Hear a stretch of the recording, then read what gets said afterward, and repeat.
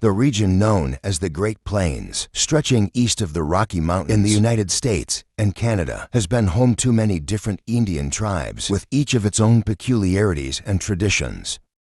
Among the different North American tribes, the Comanche Nation was one of the most active and powerful. They inhabited the territories that today comprise of north-central Texas, eastern New Mexico, southeastern Colorado, southwestern Kansas, and western Oklahoma. The Spanish colonizers called the historic territory the Comanche. Originally, the Comanches were part of a group of tribes known as the Eastern Shoshone, who lived mainly in the Wyoming region and shared the same language and customs. The Shoshone kept a very similar lifestyle to that of the ancient hunters and gatherers of prehistoric times, living as nomads and without notable military might. This was bound to change with the arrival of the Spanish conquistadors. Around the year 15, the Europeans had brought firearms, and particularly horses, to the American continent, which brought great changes to the culture of the native peoples. The command of horses gave the Comanche tactical superiority against other neighboring tribes that did not yet have these animals. The Comanche split from the Shoshone with about 10,000 members. They first migrated to the Central Plains before proceeding south to an area that stretched from the Arkansas River to central Texas. As they continued to migrate, the Comanche population increased dramatically due to the plentiful buffalo. Thanks to the horses, yet again, they could be hunted down more easily and become the Comanche's primary source of food. As their population grew and a war-based culture developed, the Comanche soon became the most feared warriors in the territory. They were renowned for their savagery in combat and their great skill as horsemen. They were also dreaded for their habit of kidnapping people and mistreating them in a very cruel way, considering their captives as slaves or commodities to be exchanged for furs and horses.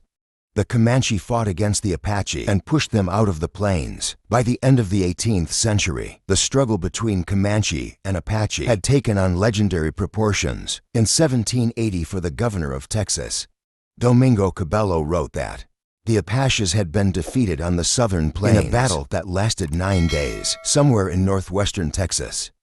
The Comanche Indians often resorted to night raids against their enemies as a tactic. This was usually on full moon nights, when visibility was better, allowing the Comanche to see their routes.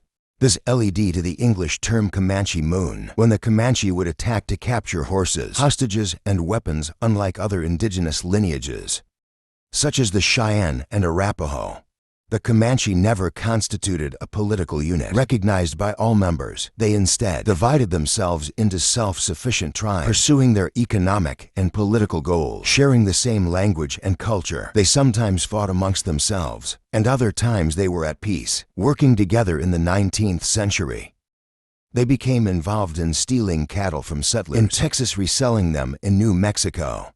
They fought against the Mexicans and European settlers and many of the other Plains tribes during this period, having ruled the area of Texas, including northwestern Oklahoma and northeastern New Mexico. The Comanche were so successful in the art of horse taming that they started supplying horses to French and American traders. During the 19th century, the traditional Comanche burial practice was to wrap the body of the deceased in a blanket and lay it on a horse behind the rider. He would then ride off to find a suitable burial place, such as a safe cave. After the burial, the rider would return to the camp, where the brave relatives would burn all the deceased belongings. This custom lasted until Christian missionaries coaxed the Comanche to bury their dead in coffins and cemeteries. Also during the 19th century, the Comanche managed to maintain their independence and even increase their territory. Soon, however, this area of prosperity would be gravely affected by a wave of epidemics due to Eurasian diseases, for which the Comanche had no immunity, such as smallpox and measles. Smallpox and cholera outbreaks occurred between 1817 and 1849, had a major impact on the Comanche, whose population dropped from about 20,000 to only 7,000. In the 1860s, the efforts to move the Comanche to a reservation in the Oklahoma Indian Territory began. The American government provided them with churches, schools, and annuities in exchange for a vast expanse of land, totaling more than 60,000 square miles. The Americans also promised to stop the buffalo hunters who were decimating the large herds on the plains, under the condition that the Comanche, along with the Apache Kiowa, Cheyenne and Arapaho would leave their land.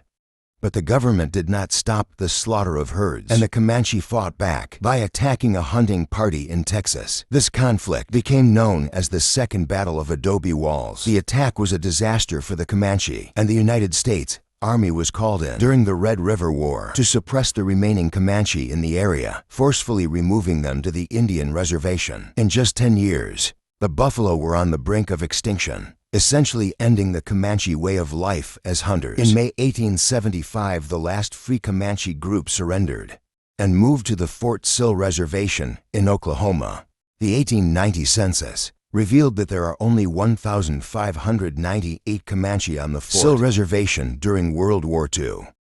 Many Comanche left the traditional tribal lands in Oklahoma looking for jobs and further opportunities in the Californian cities. About half of the Comanche population still lives in Oklahoma, with the rest scattered throughout Texas, California, and New Mexico. These days, many Comanches from all of the United States meet in annual gatherings to celebrate their heritage and culture.